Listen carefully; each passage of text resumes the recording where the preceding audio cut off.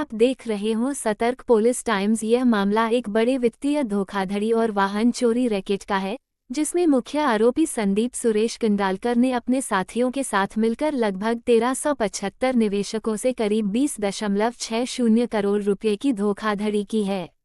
धोखाधड़ी का तरीका ये था कि लोगों को किसी बड़ी कंपनी में गाड़ी लगाने का झांसा दिया गया, जिससे निवेशकों को विश्वास दिलाया गया कि उन्हें अच्छा रिटर्न मिलेगा।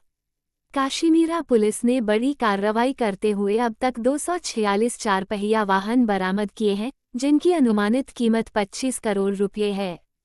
अभी तक 7 अन्य आरोपियों को गिरफ्तार किया जा चुका है और जांच में ये भी सामने आया है कि करीब 250 गाड़ियां चोरी की गई हैं, लेकिन ये संख्या और बढ़ सकती है क्योंकि नए गवाह और शिकायतें लगातार सामने आ रही हैं। कमिश्नर मधुकर पांडे ने इस कार्रवाई की पुष्टि करते हुए कहा है कि यह एक सुनियोजित आर्थिक अपराध है और इस पर कड़ी कार्यवाही की जा रही है। उन्होंने ये भी कहा कि पीड़ितों को न्याय दिलाने के लिए जांच तेजी से की जा रही है और सभी पहलुओं की गहराई से जांच की जा रही है। तो आज की ये जो प्रेस कॉन्फ्रेंस है, इसमें लोग आपको ये बताने के लिए प्रेस कॉन्फ्रेंस बताई गई है कि एक आरोपी है जो अपना नाम बताता था राजू राजीव जोशी, लेकिन एक्चुअली उसका सही नाम है संदीप सुरेश किंडालकर। इस आरोपी के ऊपर में चीटिंग के पहले से भी बहुत सारे केसेस हैं। कुल मिलाकर बॉम्बे, न्यू बॉम्बे, एक गुजरात में भरूच, ऐसे कुछ जगहों पर मिला के 13 केसेस इसके ऊपर में चीटिंग के। इसने इस बार इसका जो मोडस था उसमें वो क्या करता था कि लोगों को संपर्क करके वो उनको ये कहता था कि मेरे पास में बॉम्बे एयरपोर्ट और JNPT यहाँ पे गाड़ियां हमको चाहिए जो रेंट पे देंगे, उसमें अगर आप चाहो तो आप इन्वेस्ट कर सकते हो, आपको उसका अच्छा बिटवीन 55,000 to 75,000 उसका रेंट हमको मिलने के उम्मीद है। अगर व्यक्ति पूरा पैसा इनको देता था तो एक गाड़ी ली जाती थी। अगर और शुरुआत के दौर में ये उनको कुछ पैसे देता भी था ताकि वो लालच में फंसते जाए और ज्यादा से ज्यादा लोगों को बताए कि कौन सी स्कीम है। बाद में अगर कोई व्यक्ति पूरा पैसा नहीं देके कुछ पैसा देता था तो वो उनको फाइनेंस भी करवाता था और फिर गाड़ियों के नाम पे एक ली जाती थी।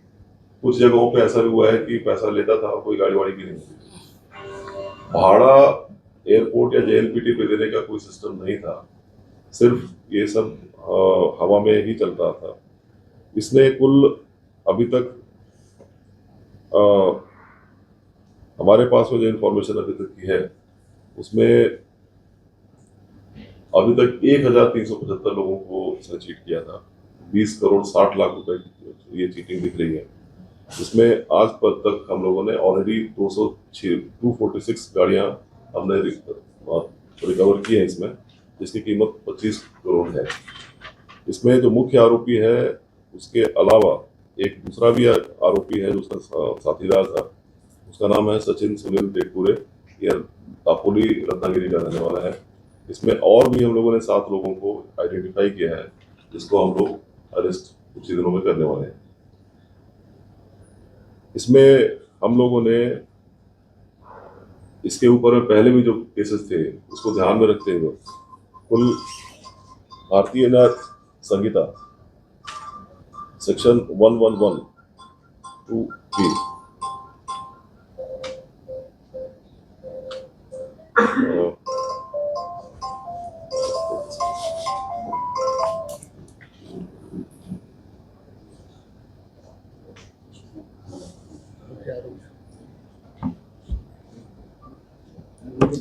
वो एक संगठित गुनहगारी का सेक्शन भी हमने लगाया है और ये बेसिकली यही इंफॉर्मेशन है।